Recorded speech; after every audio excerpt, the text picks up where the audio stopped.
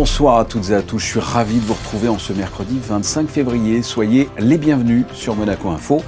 Sans plus tarder, voici les titres. On en parle depuis quelques jours, mais c'est officiel. Le pape Léon XIV effectuera une visite apostolique en principauté le samedi 28 mars. Il s'agit de la première visite officielle à Monaco d'un souverain pontife en exercice. L'inclusivité en principauté, qu'est-ce qui est fait à Monaco pour les personnes à mobilité réduite?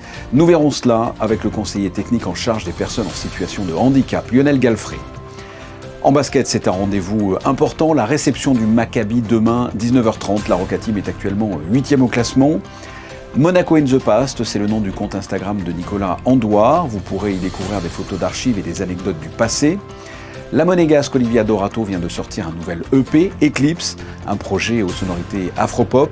Et nous terminerons par une visite guidée de l'exposition à ne pas manquer au musée d'anthropologie préhistorique de Monaco autour de magie, de rites et de spiritualité. Je viens de vous le dire, le pape Léon XIV sera à Monaco le 28 mars prochain. L'annonce a été officialisée aujourd'hui par le Vatican et le Palais Princier. Bonsoir Émilie Rousseau, cette visite apostolique était très attendue. Bonsoir Fabien, oui en effet, elle répond à l'invitation adressée par le prince souverain au Saint-Père lors de leur dernière rencontre au Vatican le 17 janvier dernier. Le prince Albert II et la princesse Charlène accueilleront donc le pape Léon XIV en principauté samedi 28 mars, un événement historique qui témoigne d'une double dimension institutionnelle et pastorale, comme le précise le communiqué du Palais Princier publié aujourd'hui. Je vous propose d'écouter l'ambassadeur de Monaco près le Saint-Siège, Philippe Oringo. La visite du pape répond d'abord à une invitation du prince souverain, mais aussi à une invitation de l'archevêque de Monaco. Et elle a donc cette double dimension, à la fois institutionnelle et pastorale, comme vous le dites. Institutionnelle en ce sens que le souverain pontife est aussi un chef d'État, indépendamment d'être un pasteur universel, et qu'il porte un intérêt spécial aux petits États, dont ils pensent manifestement qu'ils ont leur rôle à jouer dans le concert des nations. Et de ce point de vue-là, les relations que nous entretenons avec le Vatican sont excellentes sur beaucoup de points, car nous avons des convergences extrêmement étroites avec le Saint-Siège sur l'environnement, sur la dignité humaine, sur notre engagement pour la paix. Et ce sont des thèmes qui sont effectivement à la fois éternels et importants. Sur le plan pastoral, et je pense que le Saint-Père a été très sensible au fait que non seulement nous avons le catholicisme comme religion d'État, nous sommes d'ailleurs le seul État d'Europe et pratiquement du monde à avoir cette spécificité, le Saint-Père veut en effet donner une vraie dimension pastorale, une vraie rencontre avec un pays dont la religion est en quelque sorte le ciment identitaire. Nous le manifestons de manière générale lors des grandes manifestations religieuses, à commencer par la Sainte Dévote. Mais il n'y a pas que la Sainte Dévote, il y a aussi tout un tas de processions tout au long de l'année. Et le Saint-Père est sensible aussi au fait qu'il y a un frémissement que l'on remarque également dans l'Église de France, mais qui montre un besoin de spiritualité des jeunes. Et l'Église de Monaco a su accompagner ce mouvement et nous attendons de la visite du Saint-Père un signe d'encouragement. Et si les princes de Monaco, à l'image du prince Régnier III ou du prince Albert II, ont déjà été reçus à plusieurs reprises au Vatican, il s'agira là de la première visite officielle en principauté d'un souverain pontife en exercice. Elle est le symbole des liens étroits entre les deux États qui partagent de nombreux sujets d'intérêt commun. Il est à préciser que le couple princier avait assisté, aux côtés de nombreuses personnalités, à la messe d'intronisation du pape Léon XIV le 18 mai 2025. Il avait pu le saluer à cette occasion. Alors en effet, le prince et la princesse Charlène ont non seulement été à la messe d'intronisation du pape Léon XIV, mais étaient aussi aux funérailles du pape François, qu'ils avaient d'ailleurs rencontré, de même qu'ils avaient rencontré le pape Benoît XVI. Donc ce sont des liens qui sont extrêmement étroits entre la famille Grimaldi, si j'ose dire, la dynastie en quelque sorte, et la papauté. Mais ça, c'est une relation séculaire populaire. Évidemment, elle a, au fil des ans, elle est devenue de plus en plus étroite au fur et à mesure de l'établissement de nos relations diplomatiques, qui ont concrétisé en quelque sorte ces relations personnelles. Dans ce monde-ci, avoir le courage de ses opinions et le courage de sa religion est quelque chose d'entraînant pour nous tous. Je pense que ça a dû jouer beaucoup dans le souhait du Saint-Père d'être le premier pontife vivant à fouler le sol de Monaco. Le programme de cette journée n'a pas encore été dévoilé, mais cette visite apostolique devrait durer quelques heures. Le pape Léon XIV est attendu au Vatican le lendemain, le 29 mars, pour la messe des rameaux et de la Passion du Seigneur, comme l'indique le site officiel du Saint-Siège. À Monaco, est-il un pays de plus en plus inclusif, de l'emploi à la mobilité en passant par l'éducation et la culture?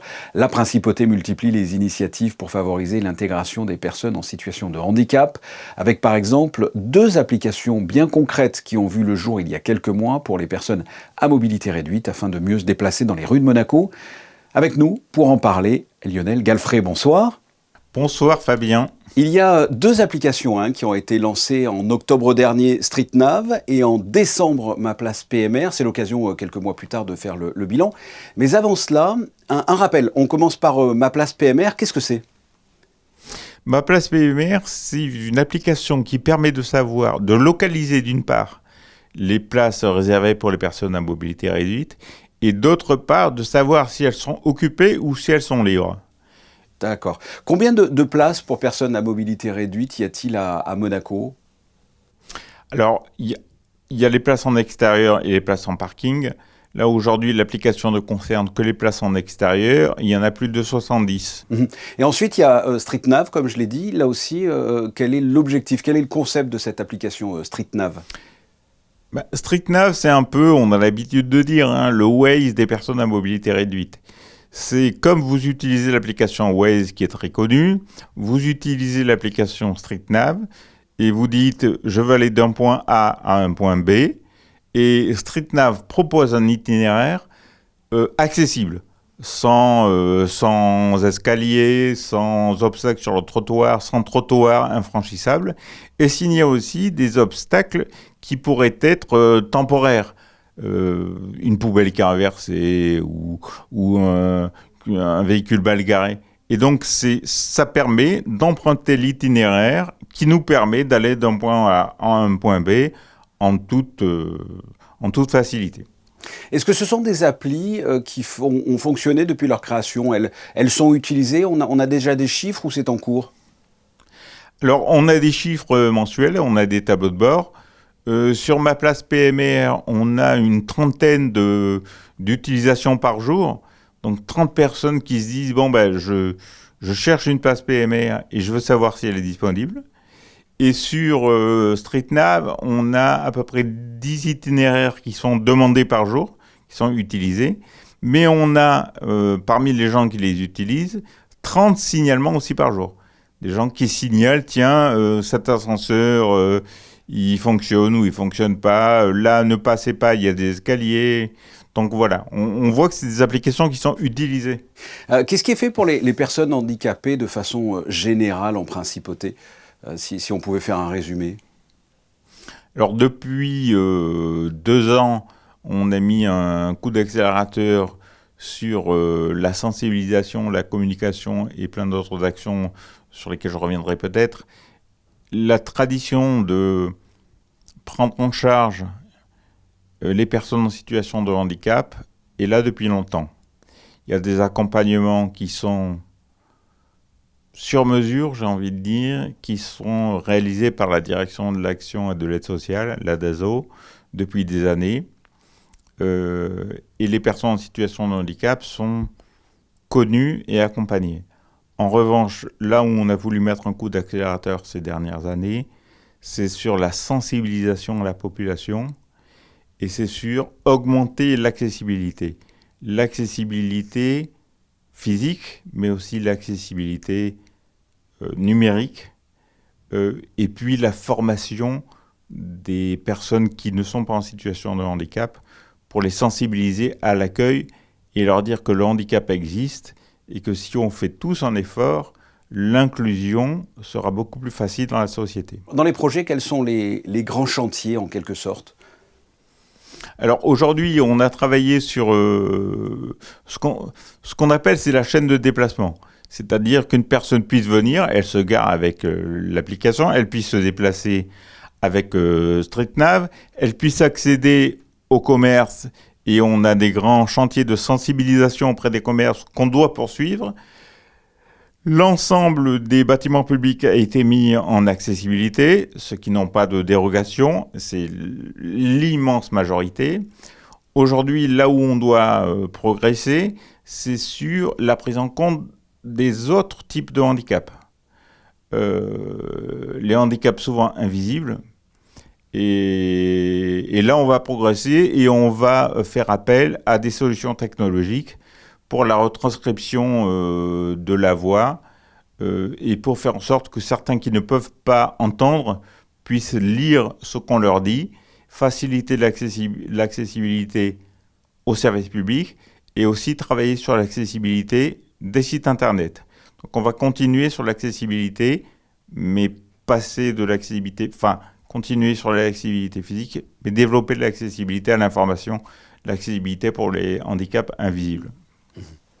Lionel Galfranc, on le rappelle, 2 applications sont disponibles. Ma place PMR pour savoir où sont les places disponibles pour se garer à Monaco et StreetNav pour faciliter les déplacements des personnes à mobilité réduite en leur proposant des itinéraires adaptés à chaque type de handicap et tout cela en collaboration avec la délégation interministérielle chargée de la transition numérique. Merci d'avoir répondu à mes questions. Je vous en prie, merci. En bref, la Sûreté publique nous informe que des résidents de la Principauté de Monaco sont actuellement destinataires d'appels téléphoniques malveillants émis depuis différentes lignes téléphoniques mobiles. Les escrocs contactent principalement des personnes âgées. Elles se présentent comme des policiers français ou monégasques, prétextant une fraude sur un compte ou une carte bancaire afin de se faire communiquer bien sûr des informations confidentielles. Les personnes destinataires de ces appels sont invitées à ne pas donner suite à l'appel, ne surtout communiquer aucune information confidentielle, bloquer le numéro de téléphone et contacter la Sûreté publique au 93 15 30 15. Je répète, 93 15 30 15. En basket, la Roca Team retrouve l'Euroleague après une parenthèse enchantée en Leaders Cup le week-end dernier. Monaco affrontera le Maccabi Tel Aviv jeudi soir. Et pour en parler, on rejoint Frédéric Hélion à la salle Gaston Médecin. Frédéric, on est d'accord, Monaco espère poursuivre sa série de 7 victoires consécutives, toutes compétitions confondues.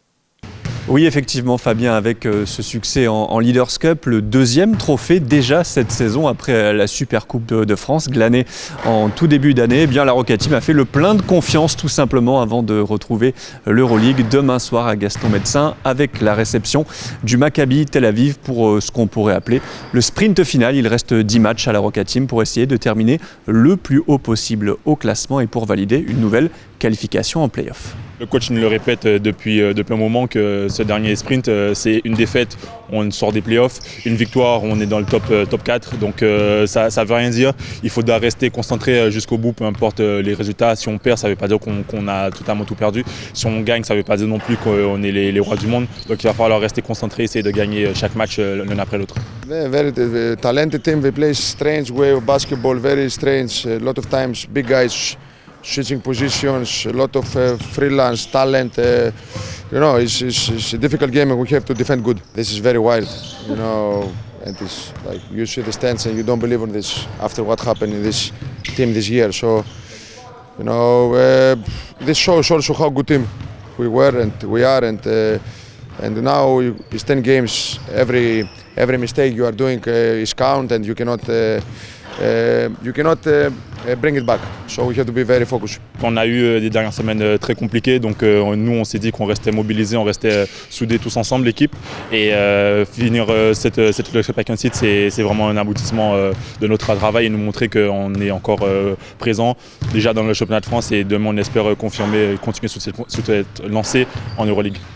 Une chose est sûre, Fabien, on devrait se régaler demain soir à Gaston Médecin puisque Monaco est tout simplement l'équipe qui score le plus en Euroleague avec 91 points marqués par match. Et puis le Maccabi Tel Aviv est la 4e meilleure attaque de cette compétition. Est-ce que la Roca Team va franchir la barre des 100 points pour la 10e fois déjà en saison régulière d'Euroleague? Réponse demain soir à Gaston Médecin. Merci pour toutes ces précisions, Frédéric. On suivra donc ça de près. Redécouvrir Monaco avec un regard sur le passé, c'est le contenu disponible sur le compte Instagram Monaco in the Past. Photos d'archives, anecdotes, visages du passé, une initiative portée par Nicolas Andouard. Portrait signé Alban Jean-Jambe, Thomas Léus et Bastien Pigeon. À 23 ans, Nicolas est passionné d'histoire. Résident monégasque depuis 10 ans, il souhaite partager l'évolution de l'architecture et du développement urbain de la principauté. Entre ses recherches personnelles et ses trouvailles à la médiathèque de Monaco, tout est rassemblé ici sur son compte Instagram intitulé Monaco in the Past. On peut retrouver donc alors soit des photos d'archives, de cartes postales que j'ai trouvées dans les archives, et parfois je fais des avant-après. Donc je montre une place aujourd'hui et avant, comme ça on voit bien l'évolution, qu'il n'y avait pas un arbre, un immeuble. Et je mets surtout un petit texte en détail, parfois l'histoire de, comme par exemple le quai Antoine Ier. Le quai Antoine Ier, c'est le prince Antoine Ier. Je mets des petits côtés histoire comme ça aussi. Donc on retrouve ça, des timelapses aussi de temps en temps. Et voilà, des photos. Et des petites vidéos que je fais moi-même, par exemple les quartiers qu'on ne connaît pas trop, comme le quartier du Castelleretto. Parfois on n'entend pas trop parler, donc je montre un peu le quartier, etc. Il y a vraiment beaucoup de choses à raconter. On voit tout le temps le côté argent, côté touristique, mais côté histoire, c'est pas très courant. Nicolas s'est lancé dans l'aventure au mois de janvier et comptabilise déjà plus de 4500 abonnés. Un engouement qui témoigne de l'intérêt pour le patrimoine historique. Parlons musique à présent. Olivia Dorato vient de sortir un nouvel EP, Eclipse, un projet aux sonorités afropop où l'artiste monégasque raconte avec sincérité son rapport à l'amour en général. Olivia vous en dit plus sur cet EP au micro de Frédéric Elion. Je voulais raconter la rencontre entre l'ombre et la lumière parce qu'il parle de sujets plutôt joyeux et d'autres un peu plus sombres. Et donc voilà, Eclipse tout simplement, il y a 6 titres à l'intérieur. Sur les plateformes pour l'instant il n'y en a que 5 parce qu'il y a eu un petit bug technique. Mais le 6e titre est déjà sorti, il s'appelle T'aimer plus, donc finalement ils sont tous dispo. Je reste dans ma DA, c'est-à-dire de la pop avec un peu des sonorités afro, R&B, un peu de zouk. Voilà, ça fait bouger, ça fait réfléchir, ça fait peut-être, j'espère, se reconnaître. Et voilà, en fait, ce que j'aime bien faire, c'est transformer des histoires personnelles en émotions universelles. Ça, c'est chouette, je trouve. Cet EP, il est très focus sur l'amour, mais l'amour au sens global. Ça peut aussi bien parler des relations familiales, par exemple, aussi. Donc, c'est vraiment très global. Et ben moi, je veux montrer qu'on peut aussi bien être super heureux et à la fois être complètement à terre. Et c'est vrai que ça part des histoires personnelles de base, mais aussi d'autres histoires des personnes qui me parlent, etc. Et voilà, j'aime bien m'inspirer de tout en fait. Je suis plein de défauts, avancer je sais pas. Je suis bloqué dans des blèmes pots, je tombe pas dans les guns. Je suis resté comme un écho d'un son de ma voix. Eclipse, le nouvel EP d'Olivia Dorato. Nous vous emmenons à présent dans un voyage inédit au cœur des rites et des symboles de différentes cultures dans le monde. L'exposition Magie d'ailleurs au musée d'anthropologie préhistorique lève le voile sur ces rituels qui se transmettent de génération en génération dans certains peuples. Visite guidée dans ce reportage. Magie d'ailleurs, comme son nom l'indique, cette exposition présente la grande diversité des rituels magiques sur différents continents, grâce à une centaine d'objets rares venant d'Afrique subsaharienne, d'Asie ou encore d'Océanie. Cette exposition au musée d'anthropologie préhistorique permet de faire découvrir des rites et des croyances à partir de pièces véritables. Il y a des pièces qui sont anciennes, notamment celle qui se situe juste sur ma droite, qui date probablement du XVIIIe siècle. Beaucoup d'objets qui sont authentiques, qui ont servi lors de manifestations, de cérémonies, de rituels. Et on voit d'ailleurs à leur surface que la surface n'est pas propre. Il y a une croûte de matière sacrificielle, une patine également, qui fait d'ailleurs l'objet d'études scientifiques. Le but vraiment de cette exposition, c'est de montrer la grande diversité de tous ces rituels et aussi le fait qu'il est très difficile de trouver un pays dans le monde ou une civilisation où on n'a pas de rituel magique ou religieux. On a besoin de cette interface-là pour faire une sorte de communication entre les humains et les divinités, en tout cas ce monde surnaturel qui a priori nous échappe. Cette exposition porte un regard sur la grande diversité des rituels magiques, sur le monde visible et invisible, sur le monde des vivants et des défunts. Les visiteurs pourront découvrir le rôle que jouaient les chamans, guérisseurs ou encore prêtresses. Le visiteur va repartir avec le savoir d'abord que le monde est peut-être un tout petit peu plus complexe que ce que ses yeux ne peuvent voir et que ses sens ne peuvent percevoir. Ça, c'est vraiment un des premiers messages de ces religions traditionnelles, la complexité du monde. Il va repartir aussi avec l'idée que ces objets ne sont pas simplement des objets décoratifs, mais ce sont des objets qui ont eu une âme, qui ont été habités. On parle d'objets sacrés, on parle de charges magiques également, et que ces objets ont une véritable utilité bien plus que simplement esthétique. Ils ne sont pas que beaux, ils sont utiles.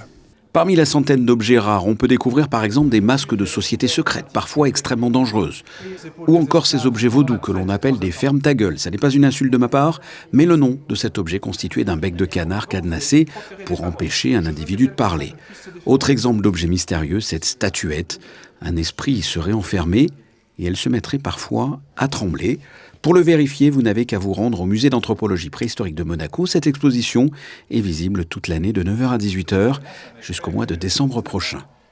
Les photos de fin de journal de Manuel Vitali sont consacrées au Monaco Polar Symposium 2026 qui a ouvert ses portes aujourd'hui et ce jusqu'à vendredi au musée océanographique. L'événement réunit des scientifiques, des décideurs et des acteurs de la société civile afin d'aborder les défis auxquels sont confrontées les régions polaires. À suivre, la météo d'Alban Gingembre et le magazine Culturama de José Sacré. Ce journal est terminé. On se retrouve jeudi à 19h pour une nouvelle édition. Je souhaite de passer une excellente soirée sur Monaco Info. À très bientôt. Au revoir.